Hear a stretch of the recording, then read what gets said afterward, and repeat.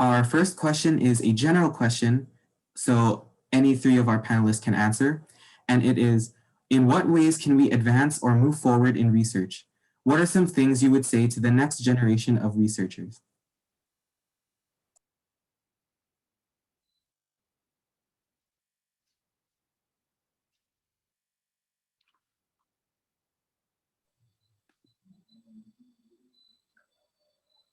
I can jump in. I think, I know that we all said a lot, but just to reiterate again, I think the next generation of researchers have to take what we're doing now even farther and push limits and not really take no for an answer and find what they're passionate about.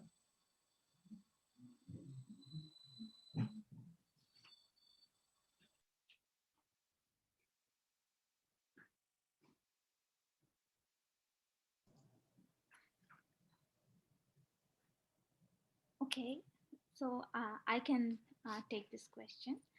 In what ways can we advance or move forward in research? What are some of the things you would say to the next generation of researchers? So, in order to advance the field, it's very important to have, first of all, the background of what is already existing in the field. So make sure that you work very hard in your studies.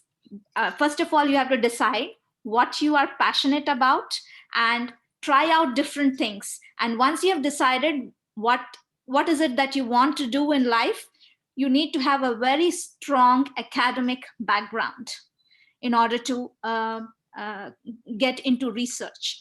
And that's the first step, having a good academic background. Following this, one should be very open, meet with people who are already in the field, have discussions with them, and with your professors or your teachers in the university or in the school. And that's where these are the people who are actually going to motivate you into choosing what you're passionate about. And that's when you decide what you want to do, and make sure you pursue your dreams. So for the next, this is what I would say to the next generation researchers, that first working very hard in academics is very important, followed by mingling with people, professors and teachers in the department, and then follow your dreams. Do not give up your dreams for anything. Be consistent. Slow and steady always wins the race. Yeah, I think that's all really good advice.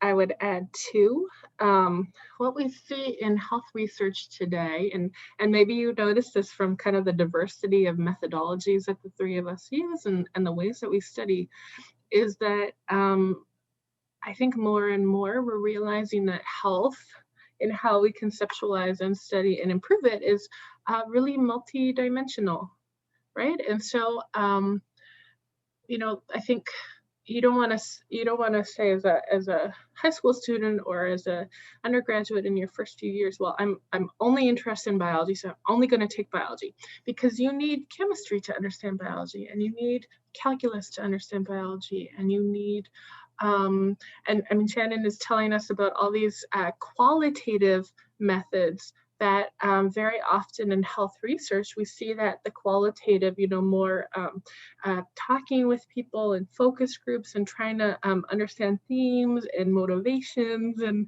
vulnerabilities, that needs to go hand in hand with the more quantitative kind of hard math kinds of research where, we're looking at big epidemiological studies. We're counting people and running statistical analyses. We need all of these pieces, and so if you can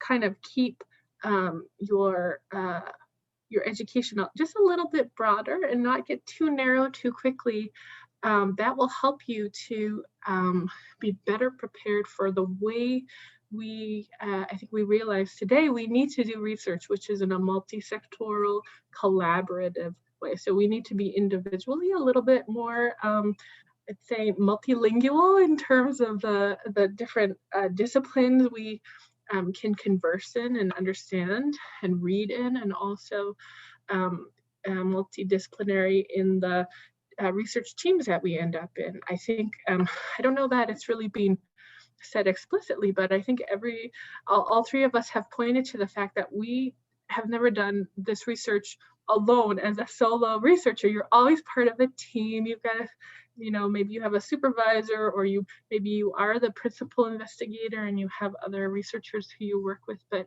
especially in health, where we're trying to answer these big, complex questions and trying to use a diversity of tools kind of simultaneously, we always work together. We always do, and that's where we get the best research, and also the best translation of research into practice. So on top of work hard and follow your dreams, or however we want to say it, also don't get too narrow too quickly. Keep your interest broad, because that's how we do research. Thank you very much to all of you for answering that question with so much wisdom and depth. Our next question comes from a grade 11 student from Vincent Massey Collegiate, and they direct their question specifically towards Dr. Krause, but also if it's applicable to any other panelist. And they ask, how was the experience of starting your education path and then switching?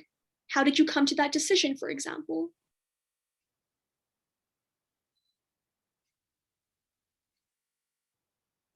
Yeah, thanks for also putting them in the chat. That's a really good method you have here. You know what? I think this is very common, and what I often see with first-year undergraduate students is they come in and they have this idea that they have to know exactly what they're going to do for the next, whatever, how many years. I think when you're in grade 12 and you're graduating from high school, everyone around you keeps asking, okay, what are you going to do? What's your career going to be? And there's all this pressure, I think, on students to say, okay, I know exactly I'm going to do this or this or this or this or this. And very often when it's students who are interested in the sciences and are good at things like biology, then they say, okay, well, medicine.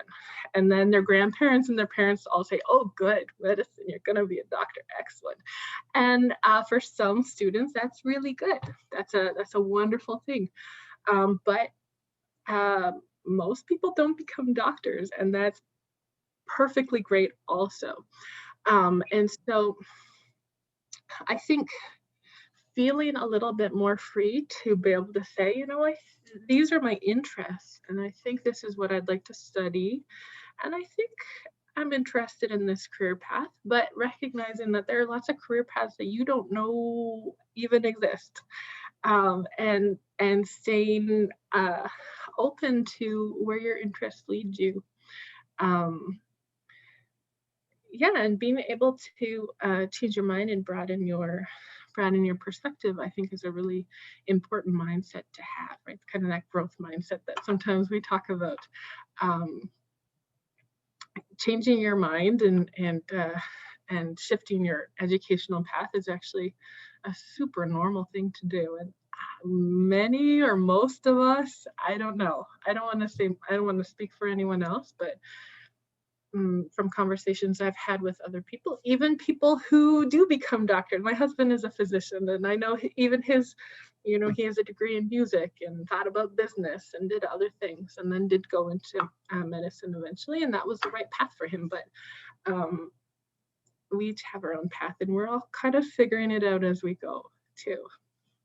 Even the three of us on the panel, maybe we're still, open to new experiences and new opportunities. And that's really where some of the excitement of life comes from. I would like to add in here, Dr. Krause, that was very good advice to the students here. My career path research has been extremely diverse. I'm beginning with biosensors. During my PhD, I moved to studying protein phosphorylation using completely different methodology, although working with proteins, but I was working with completely different techniques in the lab. And it's very important to build your math as suggested by Dr. Krause, because math is extremely important. It's the future, especially considering the computational aspect of the different fields, not just limited to biology, but chemistry and genetics, so on and so forth. Everywhere math is applicable. So, and I would like to just add that one has to be open to whatever comes before you, and that's how you can figure out what exactly you're passionate about. I might add on to that as well, that, all of us have spoken about some of that experience of switching the education, but maybe not the realness of the change. And I remember when I thought I was going to be an accountant and then suddenly changed, and then I came out with a psych degree and then suddenly changed into social work. There were moments of being uncomfortable, and that's okay. And Dr. Krause spoke to the pressure that you can feel from outside influences, whether it's parents or school or grandparents or family and friends, to choose something and stick with it because they want the best for you. So there is a lot of uncomfortable feelings about switching, but it's okay. And as you can see, all three of us have had changes, and I'm sure at the time that I can't speak for you ladies, but I know for me it was very uncomfortable, and there was probably some tears and things in changing, and that's okay. And look, I think we're all doing okay right now, right, ladies? So yeah, the experience is interesting, and you'll learn a lot through it. But don't worry if it doesn't go perfectly. You'll get to where you need to be by being open to experience, learning as you go. Yeah. Great. Thank you so much, all of you, for sharing your thought processes with regards to switching career paths. We'll be sure to keep all of the wise words in mind. Our next question is a general question again, and it is, do you believe that there is a need for more female representation in research?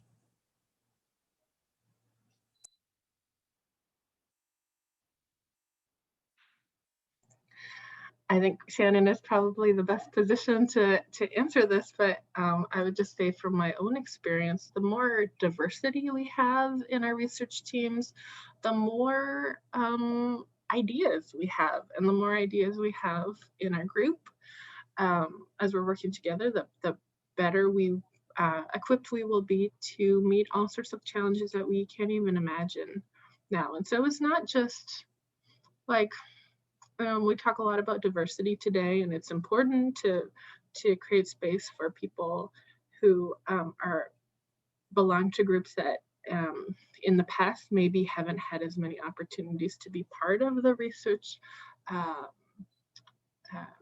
work. But honestly, it's not just a justice thing, it's actually a good science thing. We have better science when we have more voices at the table, and more women's voices, and more women of color, and more diversity of genders and life experiences, and men as well. We need everyone's voice there. That's I mean, speaking as a white woman who has a lot of privilege, that's how I think about it. I couldn't have said it better myself. I absolutely agree. I think that female representation in all fields adds to the diversity of those fields in themselves, of the research that's coming out of those fields, and that men and women both have unique perspectives, and so having more women in the field allows to build on that unique perspective that possibly wasn't there or as represented as it could have been in the past. Yeah, agreed. I agree with both the panelists here. I do think that there are more female representation needed in research. This is important from from several perspectives, including giving opportunities to women from various diverse backgrounds, from indigenous communities, women of color, LGBTQ communities, so on and so forth. And we need representation from various fields, not just the general population. And that's how we can do better science. We can get diverse ideas on the table, and that's how the society can progress, the nation can progress. That's how I feel. Great, thank you to all of you for tackling that very complex issue. So before we move on, we'd like to remind everyone that the opportunity to ask questions in the chat is still open and in fact encouraged. So please feel free to do that, and we will hopefully get to your question if appropriate. Our next question is another general question, and it is, how do you and your colleagues maintain a work-life balance?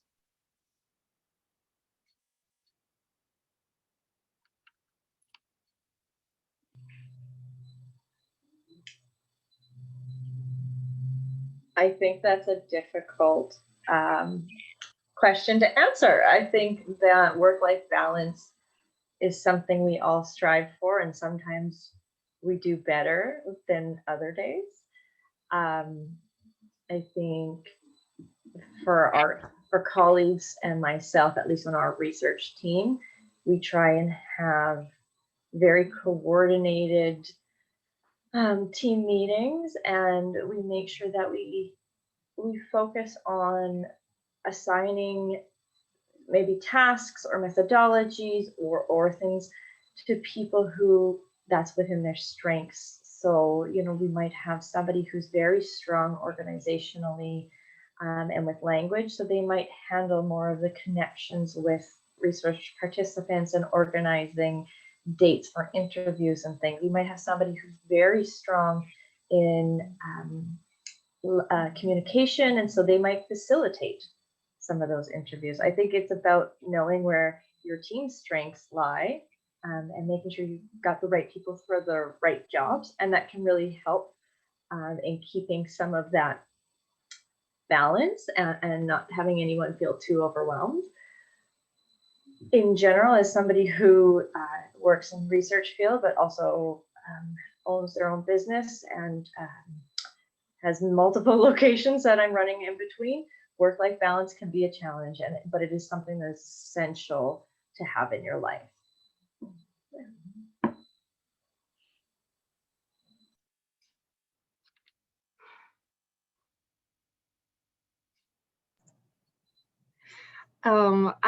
I've sometimes heard work-life balance as talked about not as, you know, a static, you know, this percentage of my life is work and this percentage is my home life or whatever, but more like a moving balance.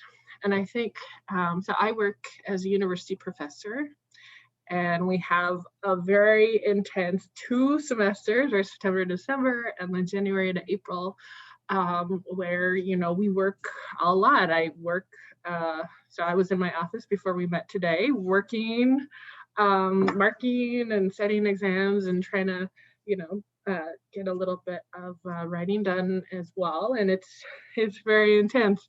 And then April rolls around and classes end, and you know, the students are studying hard for their exams, and you walk down the halls where the faculty have their offices, and you can tell everyone just feels much more relaxed.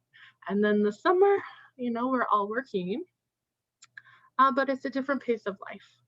And so I've come to think about work-life balance more as kind of in an annual cycle. And I think, you know, you're all in school too, and that your life, I think, probably feels a lot like that too, right? There's intense parts of the year where the balance is more towards study and work, and there are less intense parts of the year where the balance is more towards spending time with family and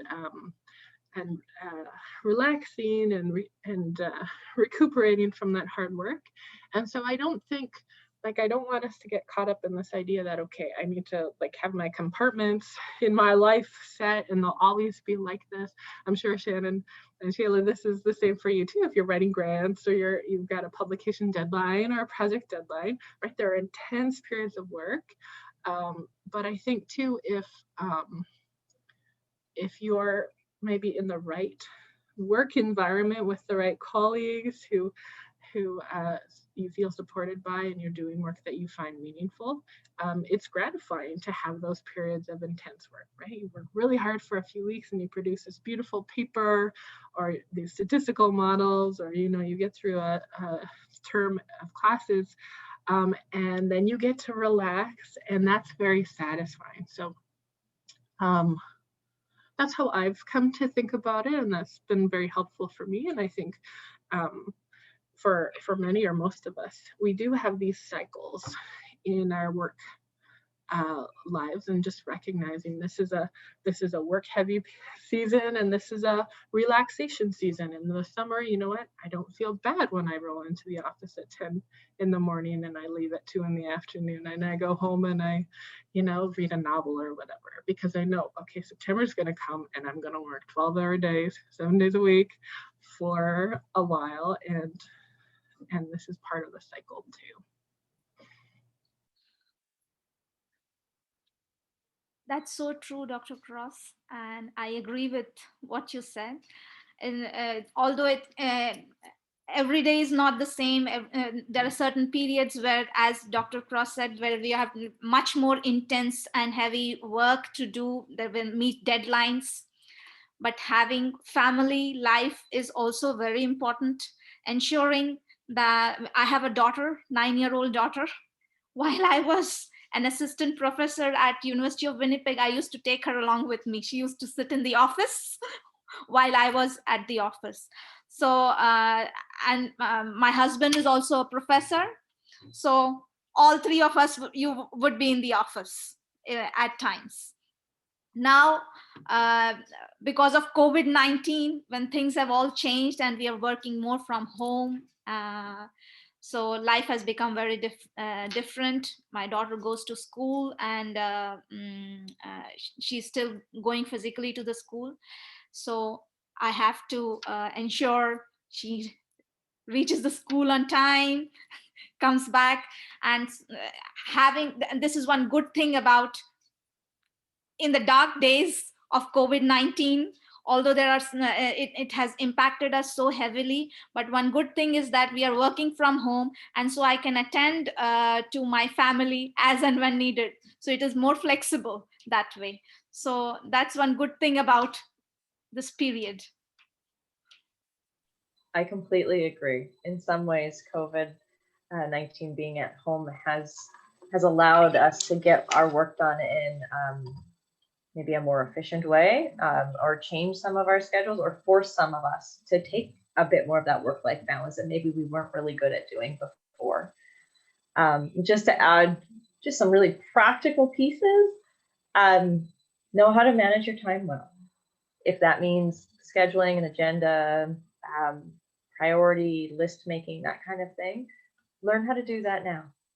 And also, you know, as you'll get better as you go, but learning how to say no to some stuff, but also staying really open, right? Like, I mean, not to have completely contradicting messages, because we said be open to everything, but also learn how to say no to some stuff when you've got enough on your plate. That's okay.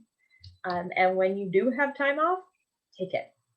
Relax, be with your loved ones, be with your family, and, you know, maybe unplug. Don't look at the phone, don't look at the computer, and be there with them when you have that time. Great, thank you all of you for sharing those insights and those strategies to maintain that work-life balance. I think it's something we can all definitely use. Our next question is, again, a general question. What kind of courses would be mandatory to take in high school or university to have a career in research? Is the Mcat necessary to take for research?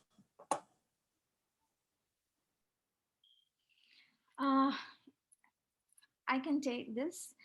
MCAT would be necessary if you are interested in getting into medicine or MD. If you are not, then you can take any of the science courses, physics, chemistry. There are plethora of courses that in math, physics, chemistry, psychology, depending on what your interests are. I think as we discussed, the other panelists, as they suggested, that it's very important to go through diverse subjects so that you can appreciate and develop interdisciplinary understanding of the field. That's very essential. So I would suggest that you would have to take variety of courses in your undergraduate level, and eventually streamline depending on what you want to do.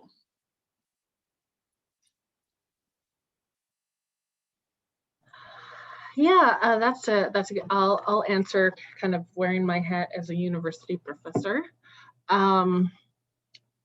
So thinking about our own Bachelor of Science program here, we made the decision to make it quite interdisciplinary within the sciences. And so some students, high school students, apply kind of thinking, well, I want to study biology, so that's the only science that I need. And I think, like we talked about earlier, more and more today, whether you're thinking about health research or other kinds of research in the biological sciences or other sciences, scientific research has become so interdisciplinary that we just said, you know what, to be a scientist, you need a background in all of these different fields of science. So don't close yourself off, especially we think about kind of the big three: biology, chemistry, physics, and mathematics. For most things, you'll need at least kind of a first year of those courses. And certainly you need to know that stuff for the MCAT if that's what you choose to go on and do. The MCAT really is only necessary for entry into medical school, which you would do after your undergraduate studies anyway.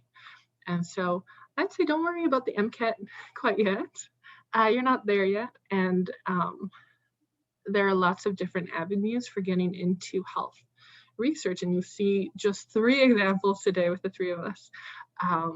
And going through medical school and then doing a PhD after, or doing a graduate degree at the same time is another way to do that. It really depends on what you're interested in. So for myself, I'm really interested in ecosystem approaches to health. And I don't know that 4 years of medical school and a residency would have been useful for that. I get to do the kind of research that I want to do with a master's and a PhD in the areas that I did those studies.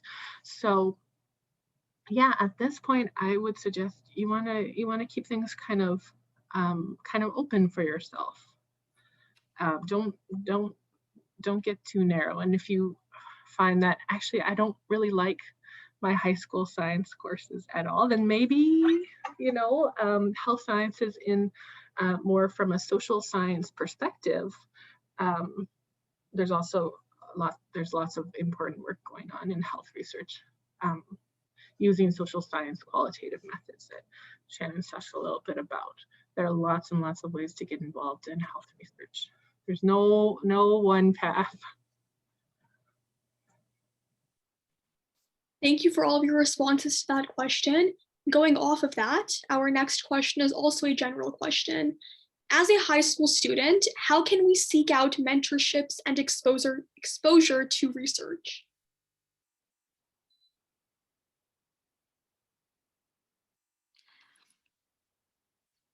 So high school students can actually, you can go to the website of universities and look into the what the professors are doing. And you might want to shoot up an email if it is available on the website and have a chat with them. I had offered a course at the University of Winnipeg, which was a high school enrichment course. That's one good. So these kind of courses can help you get idea of various avenues that are available, and so that you can decide what you are interested in and whether you want to pursue that research or not. So you'll have to just look out and speak to people about it, from your family, your friends, your peers, and also reach out the universities.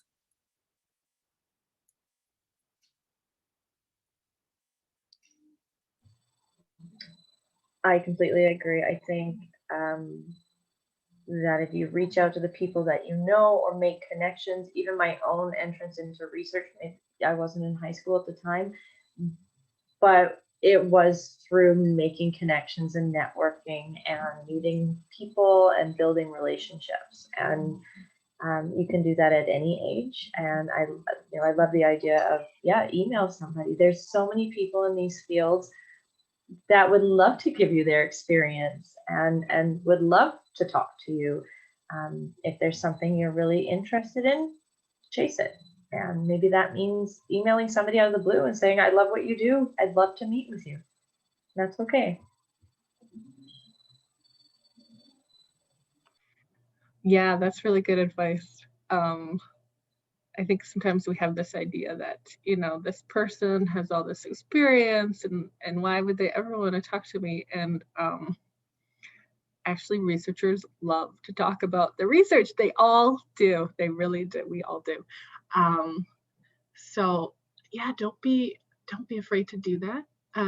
Thinking ahead, especially as you get into your undergraduate studies, if you're taking a course with a professor who you think they do really cool work, I would like to know more about that. Ask them about it, and also ask them if they ever hire undergraduate students as research assistants, because many, especially in the sciences, there's always lots of work to do. And very often, if professors have research grants, part of that money is specifically to hire undergraduate and graduate students to help with the research. That's a big part of what we do, actually, is train young scientists like yourself. So don't be afraid to reach out to people who you think do interesting work that you would like to be involved with or learn more about. That'll get easier when you get into university, because then you'll be, taking classes with people who are actually doing that kind of research. But certainly, yeah, that advice about relationships, it's science is much more relational than I think people realize from the outside. And every single one of the RAs that I coordinate in our project, that's how they got there. They reached out to their professors or to people they had met in their classes. Some of them are undergraduates and in their first couple of years of university, and some of them are doctoral students. So they just reached out, and that's how they got to where they are. Yeah, we love hiring students who are interested. And so if you show interest and initiative,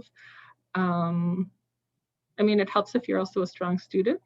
Maybe don't approach the professor you're getting a D with, but if you're interested in the work that they're doing, reach out.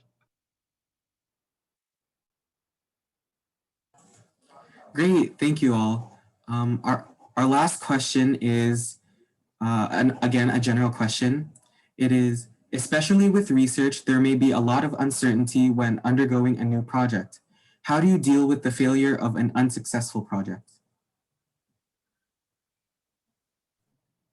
That sounds like science, actually.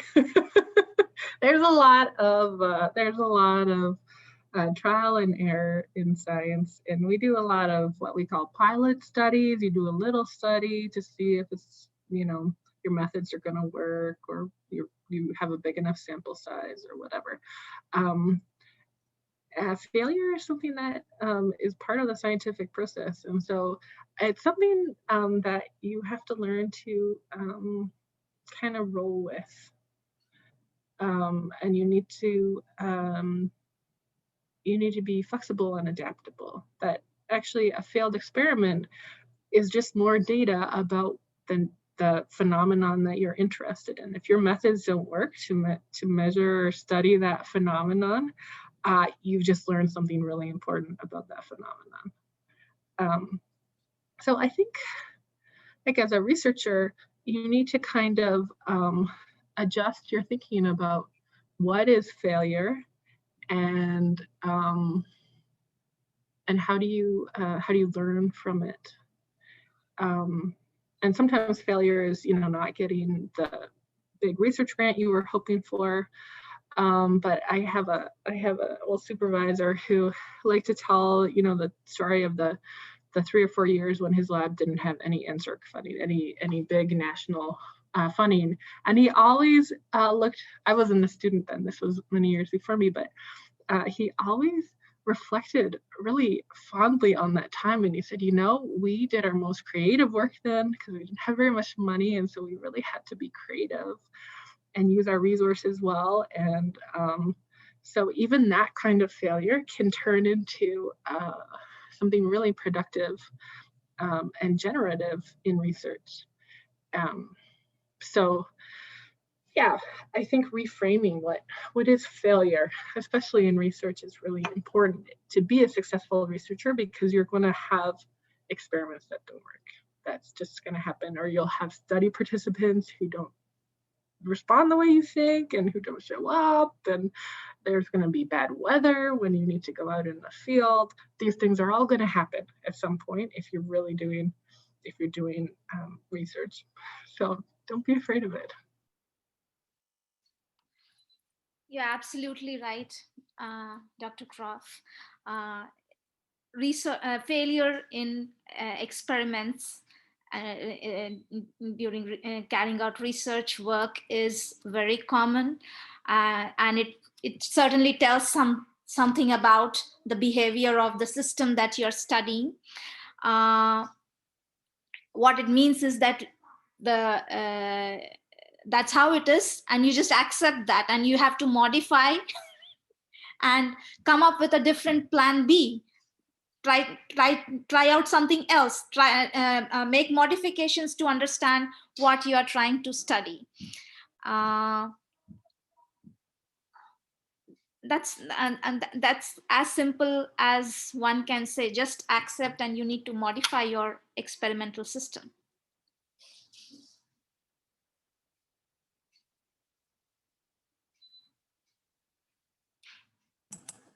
Great, thank you so much. Well, that was our last question. And with our professional panel now coming to a close, on behalf of Project Pulse Winnipeg, we would like to send our sincerest thanks to all of our amazing panelists for taking the time out of their busy schedules and sharing their insights, experiences, and answering all of your wonderful questions. We are very fortunate to have such distinguished female representation in such a wide variety of research positions. One of Project Pulse's goals is to inspire students and future leaders through a diverse range of voices and backgrounds. So thank you so much again for bringing your expertise and unique perspectives to the table and engaging in such an inspiring discussion with our audience. We strongly believe that having events like these, where we can feature the extraordinary women who are helping advance research, are immensely beneficial. They not only celebrate the achievements of women in the field, but also encourage and inspire other females who may not recognize the impact that they can have. So thank you once again. And in addition to our wonderful panelists, all of you deserve a thank you too. So thank you for making this event a success by registering to attend. And thank you to those who took the time to think of an insightful question that stimulated a great conversation. Hi, I'm Bhavya Bhushan, and I'm the co-president and sponsorships director for Project Pulse Winnipeg. I'd like to start off by thanking Ria, Miguel, and Voke for hosting this. That was a wonderful panel. We immensely appreciate our honored guests for their time and the gift of their insights. Just a reminder to those who had their cameras on to please fill out and return the waivers, and we hope to receive those emails promptly. Looking ahead, we recommend you follow us on Instagram and Facebook to stay up to date on when our upcoming events are happening and how you can get involved with Project Pulse. Our fancy website managed by Eagle, our graphics designer on the team, is also a good place to find more information about Project Pulse Winnipeg and access links to these panel recordings. We challenge you to bring a friend or a classmate to our next event and hope to see you all again next time. Take care and have a good evening, everyone. Thank you so much. Thank you.